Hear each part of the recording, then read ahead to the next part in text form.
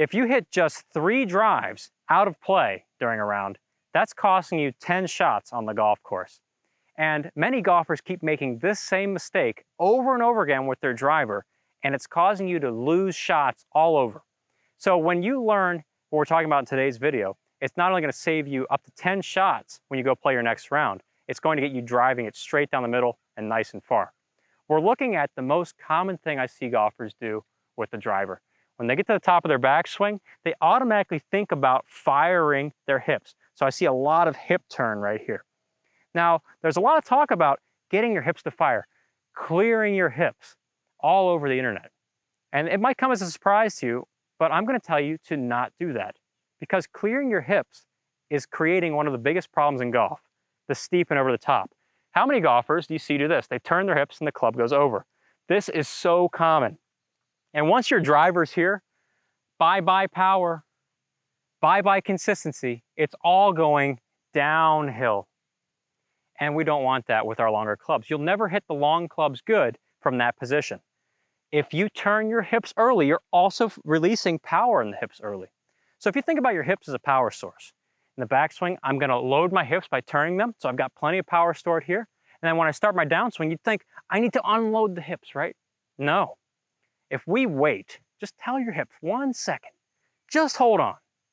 If they wait, you get the club in a better position to where you can use the power in your hips.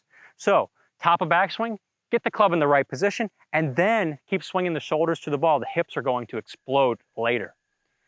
The trick is not to use your hips so soon.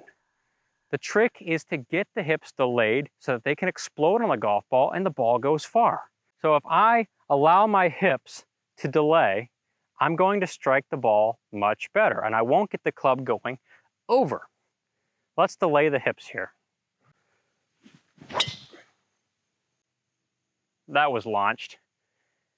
And when I finish, you see my hips are still facing the target.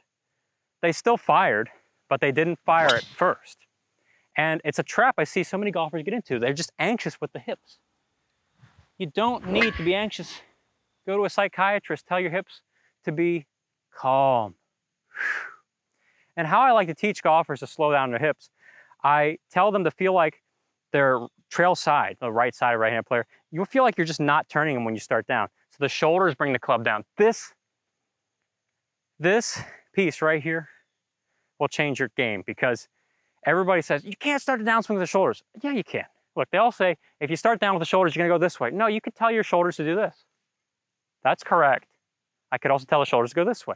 So if you know how to work the shoulders, if you know how to work the club with the shoulders, you can always keep it back here. I run the risk of going more steep if I do nothing with the arms and turn, right? If I just go to the top, do nothing with the arms and turn, that's one of the most common things. So we try and avoid that do nothing and turn just to get the club on a better path so we can get the hips to explode through the ball. And by the way, this is what I'm talking about in my online golf school, Saguto.golf. I got a free mini course in the link in the description below. I got some great drills to help you master ball striking and driving and playing some great golf. So go check it out. Look forward to seeing you in there. So we look at the hips in the downswing, delaying the hips. As I start down, if I leave my arms alone and turn, yeah, you can get the club doing this on the proper path, but that brings in another problem. So all these problems start getting thrown into the equation. If I leave my arms alone and turn and the club drops, well, now the club's so far behind me and it's gonna go in the ground, I'm gonna pop it up, I'm gonna hit a big block out somebody's house over there, and I hope that they got insurance. So I want to avoid both of those traps. And the way I do that, I tell the hips to be quiet until later. So I'm gonna keep this leg quiet. I want this leg to be quiet in the downswing. Don't do anything. So just taking it back, just practicing right here. You see how my leg didn't spin? My foot didn't come off the ground. If you kept the foot on the ground, your hips will be quiet and then explode through the ball. And a great thought for you is the longer you keep that foot on the ground, the better. Just don't let it come off the ground. So counterintuitive. Everybody tries to get this full foot finish, the toe tap. It looks romantic, but it's not. So we just gotta keep the foot on the ground. So practicing keeping it on the ground till after impact, and then it comes a little bit up off the ground. That's a great way to feel it. You start doing this, you'll find you can't screw up your driver. The ball's gonna go farther. You won't be wasting power. It's gonna feel great. You'll be out driving your buddies. Watch this foot again. It only comes up off the ground at and after impact with the driver. Just keep it down.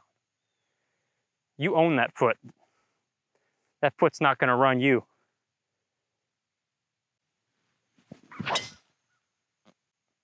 There's some serious speed when I delay those hips.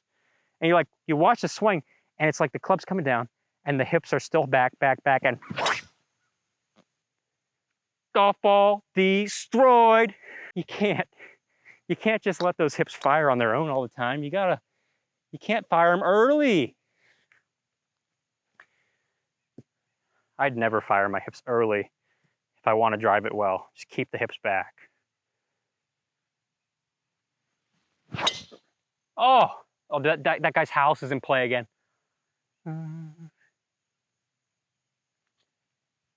That was in line with the window. I don't hear anything. It was in line with the window. Your hips are like a raging bull, and you must keep the bull caged till later. Keep the foot on the ground, the bull on the ground. Keep it down. Keep it down. Practice it that way. You will bomb drives. It's the opposite of what you've been told. But if you're not hitting as far as you'd like right now, you need to do the opposite to get to the land of milk and honey. Thanks for tuning in today. I'll see you all in a future episode. Let's get out of here before the house cops call again.